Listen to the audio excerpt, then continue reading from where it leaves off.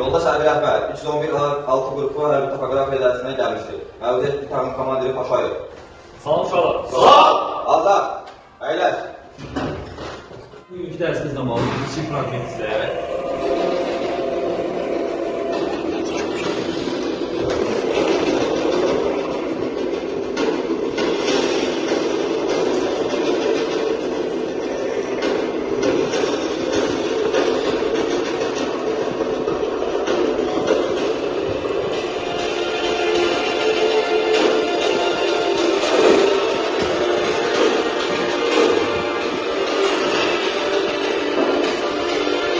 Uşaqlar, gəlin dərsimizin adını qeyd etməzdən əvvəl bir neçə sualla dərsimizə başlayaq. Birinci sualımız belədir ki, riyazi biliklərin hərbi xidmətdə tətbiqi necə təsəvvür edirsiniz? Kim cavab verirlər, birisi cavab versin. Şirin bəy, buyurun. Riyazi nəqllər. Başqa fikir olan varmı? Məsələn, sizə digər bir sual verir. Sizcə hədəfə qədər olan məsafəni hansı və vasitələ təyin etmək olar? Yəni, onun təyin etmək nə üçün lazımdır? Yəni, biz məsafələri təyin etmək. Buyurun, cavab verin yerirsə. Hədəf məsafəsini təyin etməklə və düzgün nişan almaqla. Bu da olmalı. Binokul xətkeş, xətkeş, şəffaf xətkeşdə lazım oradaydı. Xətkeş, sonra spiçka korobkası, sonra sadə qələm, nişancaq, arpacığı, təlim patronları və s. Bunlar sadə üsullarını bizim matbaz işini qoymaq, yaşlı paylamayız, alıb ölçü qurun məsələni. Vasitəsilə bir dənə erməni, qadın, Həmin zamanı biz hansı bilik və bacarıqlara nail olacağımız bax burada göstərir. Yəni bu təlimin sonunda biz bax bunları öyrənməliyik. Əsasən qulaq asıramız bura. Təlim nəticələri əsasında qiymətləndirmə meyarlarını uşaqlara təqdim edirik.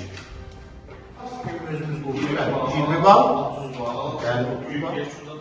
Buradan seçmiş değil mi? Hansı qrup sonunda nə qiymət alacaq və yeşimdə hansı qrup?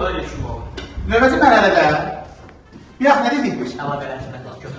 Gönlüm özünə əlaqələndirmə. Hansı formada iş üsulunla bunu həyata keçirdəcəksən? Klaster üsulunla. Yəni, şaxələndirmə iş üsuluyla bunu həyata keçirdəcəksən. Növbəti mərhələyə gələk. Gəldik. Mövzun adı. Göstərəcək arkamıza. Düsturu göstərən neylik düsturu etmək, hədəflər arasındakı məsafəni təyin etmək, gəlir növbət tapşırıqda bax edəmiş idi. Hədəfə qədər olan məsafəni təyin etmək, nişancaq vasitəsilə, barmaq vasitəsilə araşdırılır. Düşməni 0,5 buzaq altında görünür. Hədəfə qədər olan məsafə təyin etmək. Bu tapşırıq neyini məqamdır? Digər qruplar suallara görə qruplar arasında müzakirə edilir. Bu qruplar arasında bir-birinə təqdim edirlər. Mən bu qrup gəlir digər qruplar və nəticələrin çıxarılması. Bakalım, bakalım.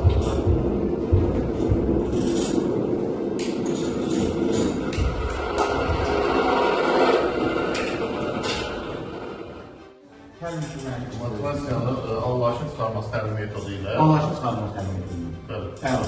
Şimdi başlaya bilərik mi? Bəli. Buyurun. Nəticə çıxarması nə göstərir? Bu cümlənin uşaqları biz nəyə öyrənir? Binokul vasitəsilə, xətkeş vasitəsilə, qaranış vasitəsilə, nişancaqlar vasitəsilə, kilometr və əlaltı vasitələrlə. Hədəfə qədər olan məsafə elektron cihazlar yoxdur, bu sorular yoxdur, bunların nişancaqlar yoxdur. Amma sadə üsullarla binokulumuz var idi, bir dənə bu nişancaq var. Və sadə üsullarla nişancaq. Ümumiləşdirmə, nəticə gəldi. Sonra, növbəti mərhələdə. Maddi təlim bazası var, xətkeş var, kompası var, Adriano kompası var, NATO kompası var, xətkeş korpukası var, gülləmiz var, gülləri var, daraqda var. Burada olan məsafəni təyin etmək, bir korpka şəklində trajetlərin qabanında qoyuruq.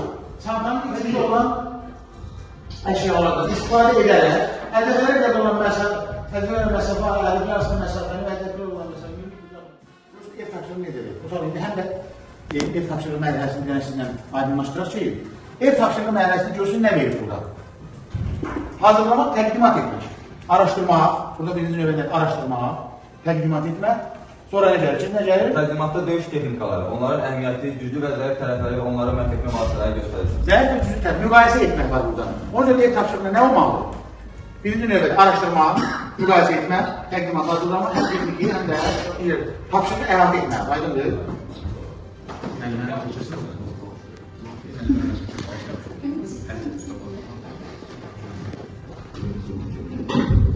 yaxşı.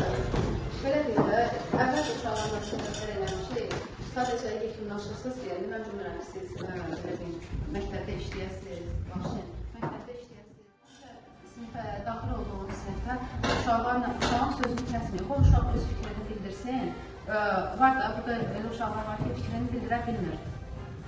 Çəkəliyir belə nitqi səlisi. Lakin qanat-qana danışır, o belə deyir. Yəni, düzdür, adamın da görsən hövsələsi çatmır, elə sözünü demək istəyirsən, elə şey, elə eləməyim də. Qoy öz sözünü desin, çünki o da içəridə sözünü çatdıra bilmədiyinə görə əsəb keçirdir. Qoy öz sözünü desin, fikrini bildirsin, ondan sonra öz fikrinizi bildirin. Bir də, yəni məktəblərdə çox olur, dərs vaxtında görsən ki, uşaqlar arasında, necə deyim sizə, mübahisə yarar. Tapşırıq yerinə yetirildi. Məsələn, bizim müasir dövrdə texnologiya o qədər inkişaf edib ki, sadə üsullarla biz məsafələrin ölçülməsi və təyin olunmasına çox ehtiyac qalmır. Çünki bu da əlindəki binokul bizə məsafəni və düyməni basan kimi istifadə, basmağına məsafəni göstərə bilir. Cihazlarımız həddən artıq çoxdur. Bundan baxmayaraq yenə də o sadə üsullara məcbur sadə üsullardan bəzi yerlərdə istifadə edir. Sadə üsullar adicə gözün məşq olunması ilə, məsələn, elektrik dirəkləri var. Bilir ki, arası məsafəsi məşq olunması ilə. Göz ayarı tapsan gəl, burada 4 dənə elektrik direği var. Burada deməli məsafə. Deməlisən, göz ayarı da çıxar bilməməsi məsafə. Biz özümüz də poligona çıxanda çox vaxtı seyirdik. Yəni, hansısa bir ağac tutduq uşaqlarına, dedik ki, ona qədər məsafə 200 metrdir. Biri dedi ki, yox, 200 olmaz, yaxındır, 150 məsafə. Öndəli bir əsgəri sayılır, burada onların ölçəməlidir məsafə. Adicə gözün məşq olunması, yəni hər hansı bir vəziyyətdə olur ki, parmağı belə tutmasıya vaxtında məsafəni təyin. Və hansısa bir mövqedə olan, ürün qapı ardınızdan məsafəni təyin edilməlisin ki, sən nişəngahı ona uyğunlaşdırırsan, atışını keçirəsən. Tapşırıq 1. İnkişaf etmiş ölkələrin silahlandırılmasında olan tank modellərini sadalayın. Hərkeş vasitəsində 2 dənə işıq stolmasının arasını ölçüyüb.